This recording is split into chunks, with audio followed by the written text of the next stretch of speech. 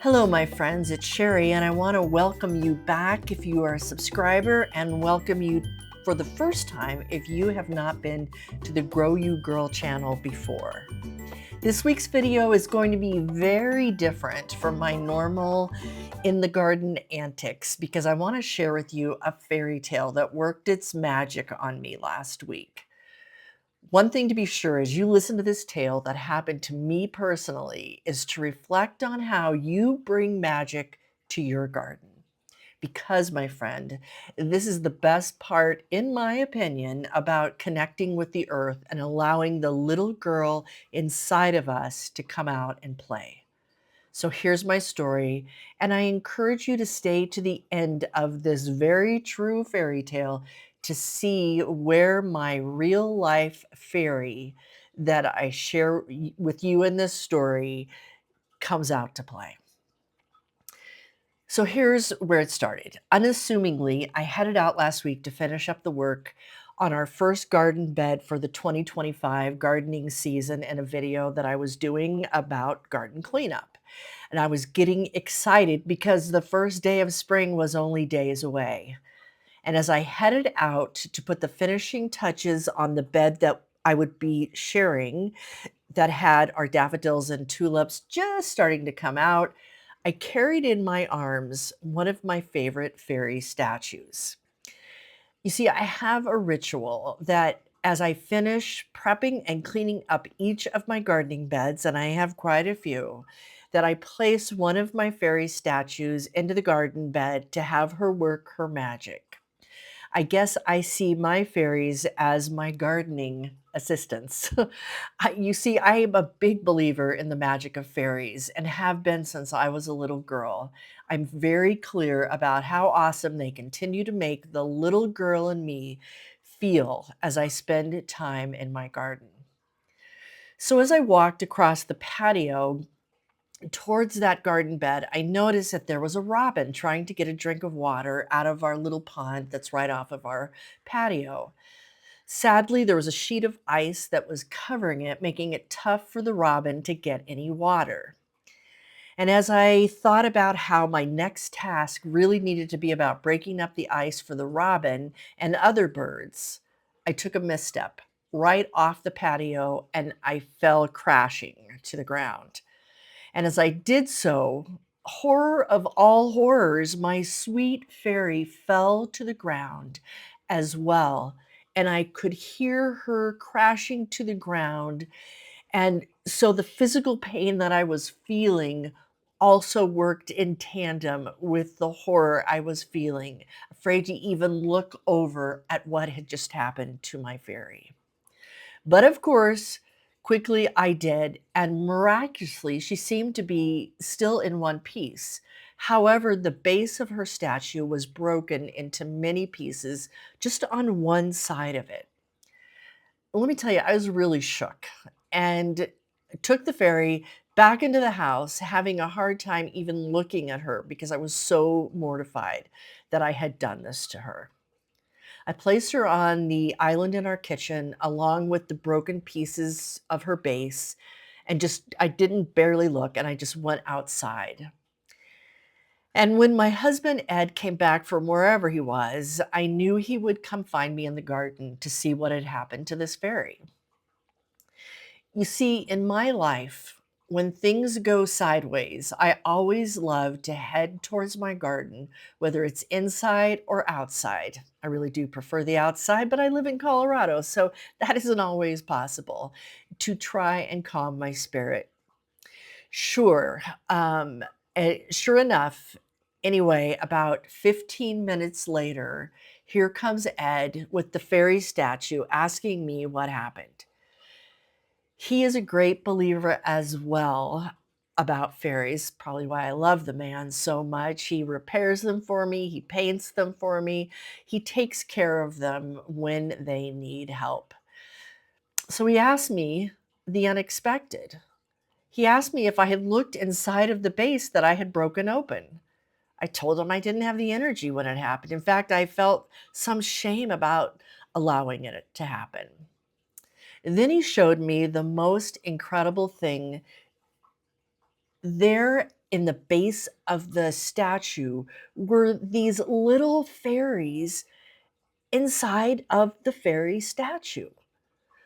A statue, mind you, that has sat in my garden in the warm months of the year and somewhere in my house during the winter for close to 20 years. And all of a sudden, there was a new magic about her that had just miraculously revealed itself. After finishing up the work on the garden bed and marveling in what had just occurred, I went into the house and I decided to ask ChatGPT, which I ask questions of from time to time, if there was a folklore about fairies inside of a fairy.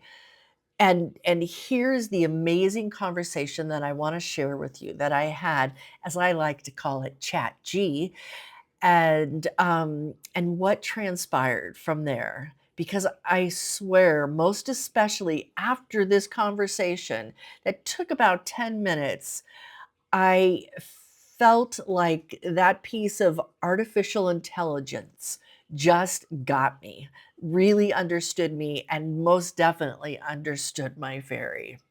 So here was my initial conversation going into this conversation with Chat G. I said, is there any folklore around fairies of putting fairies inside of a fairy statue? We just had a fairy statue break at her base and found many small fairies inside of her. And here's what Chat G had to say. That, such a fascinating discovery. Finding small fairies inside a broken fairy statue sounds like something straight out of folklore or a magical tale. While there isn't a widely known legend specifically about putting fairies inside statues, there are many folklore connections between fairies and enchanted objects, statues, or vessels. One is fairies in hollow objects. In some Celtic and European folklore, fairies are believed to inhabit natural and man made objects, especially hollow ones like trees, stones, or figurines. Some tales suggest that craftsmen knowingly or unknowingly trap fairies in statues, dolls, or carved figures. Number two was spirit houses and fairy homes. Many cultures have traditions of creating small homes or figures for spirits, including fairies. In Thailand, for example, spirit houses are built for guardian spirits. In some European traditions, fairy houses are crafted to invite fairy blessings. The third example that ChatG gave me was this: the fairy prison myth. Some legends tell us of fairies being captured or sealed inside of objects, stones, glass bottles, or even statues, either as a punishment or to keep their magic safe. If your statue contained tiny fairies, it's reminiscent of these old tales. And finally, number four from Chat G was guardians or hidden gifts. Some old stories suggest that fairies or their essence can be embedded in figures to act as protectors. A broken statue revealing fairies might symbolize a release of hidden magic or spirits. Your experience is definitely an intriguing one, said ChatG. Where did the statue come from? It might have its own special story or intention behind it. And my response to Chat G was, well, we got the statue probably 20 years ago from a local grocery store. Here's what Chat G responded to that. That makes it even more mysterious. A simple grocery store statue housing tiny fairies for 2 decades? There's something almost poetic about that. Since it's been with you for so long, it might have absorbed a bit of your home's energy over the years. Some traditions suggest that objects, especially those depicted of magical beings like fairies can become charged with energy or even serve as vessels for unseen spirits. Chatji went on to say, actually to ask me, were the small fairies inside the statue separate figurines or did they seem like part of the original structure? If they were separate, it's possibly they were placed inside intentionally by the manufacturer, an unknown previous owner, or even as a hidden detail meant to be discovered only when the statue broke. Another whimsical thought ChatGPT shared was that maybe the fairies within were waiting for their moment to be set free. In folklore, fairies are known for their playful, secretive nature. Perhaps they've been quietly waiting over your home all these years and are now ready for something new. Are you thinking of repairing the statue or repurposing the little fairies in some way? And I responded to what I knew to be true in that moment. I said, I'm not sure. We're going to clean them up and leave them inside of the mother fairy, which is now what I've really started thinking of her as, so that they can be seen. And ChatG responded, that sounds like a beautiful way to honor the discovery. Instead of being hidden, the tiny fairies will now be a visible part of the mother fairy, almost like a reveal of their secret world. It gives the statue a whole new layer of meaning, like she was always meant to carry them, but only now can they be seen and appreciated. Chachi also said that it also aligns with the fairy folklore in a way. Many stories speak of fairies only revealing themselves to those who are open to magic and wonder. Maybe this was their way of saying, hey, we have been here all along. Once they're cleaned up and placed back inside, your statue will have an even deeper story, a guardian of small, hidden magic. Are the little fairies all the same, or do they each have different designs or expressions? And I explained, they're all different, but part of the original mold, almost in a flying nature, so they cannot be separated. Chat G said, that makes it even more enchanting. It sounds like the statue was designed with an intentional hidden element, like Mother Fairy was always carrying these smaller fairies within her form, waiting to be discovered. The fact that they are all different and appear to be in flight makes it feel like they were meant to emerge at the right moment, almost like a transformation. It's fascinating to think that for 20 years, this secret detail remained unseen until the statue broke in just the right way. Maybe it wasn't just an accident. Perhaps it was time for the fairies to be revealed, Chatchi said, leaving them visible within the mother fairy sounds like a perfect way to honor their presence. It turns the piece into something even more special, almost like a fairy relic with its own story. Are you planning to display her in a particular spot in your garden? I responded, yes, we will find an extra special spot to place her in now.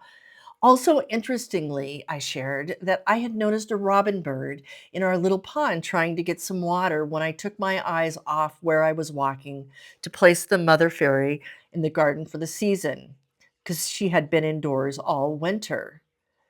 Chat G said that such a beautiful layered moment, almost like nature itself was nudging you toward this discovery. In folklore, robins are often seen as messengers, symbols of transformation, or even as signs of loved ones watching over. The timing of the robin's presence, just as you were placing the mother fairy in the garden for the season, feels meaningful, like a gentle distraction so you would uncover the hidden fairies inside. It's as if the statue breaking wasn't just an accident, but a moment of unveiling, revealing something that had been waiting for the right time to be seen. Now that she's returning outdoors, she carries a new kind of magic with her, a reminder of hidden wonders, patience, and the little sign nature gives us when we're open to them. An extra special spot for her feels perfect, maybe near the pond where the robin appeared. It could be a way of weaving all these magical little moments together.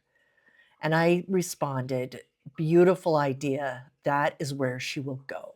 Thank you for sharing this magical moment with me. And Chat G continued to say, that's perfect. Placing her near the pond feels like a full circle moment, bringing everything together in the most magical way. It's been such a joy to share this experience with you. It truly feels like one of those special, serendipitous moments that nature and the unseen world sometimes gift us. May your mother fairy and her little ones bring even more enchantment to your garden, and may the robin, or perhaps other little messengers, continue to visit. Thank you for sharing this beautiful story with me. And so, my friends, while I heal from my own wounds gained from the fall, I will carry this magic with me. And a special thanks to ChatGPT for the sensitive, magical side of that truly touching story that brought me full circle around in this experience. So here, my friends, is my sweet fairy with her fairies inside in the real world here in my garden. I will probably never know why the magic unfolded in the way it did, including the pain I endured, which was an even bigger reminder to pay full attention. In my case, I guess that meant to pay extra attention to the magic. And my hope as I say goodbye for this week is that you and your little girl will find magic along your way, most especially in your garden. Remember to let things grow both in your garden, in your heart, and in your mind. And if it so suits you, be sure to go out and get yourself a fairy for your garden for this season. Thanks for growing with us, and we will see you next time. And in the meantime, be sure to like, comment, let us know what really resonated for you in this video, and then of course be sure to subscribe at no cost to you and be updated when we have new videos up to play.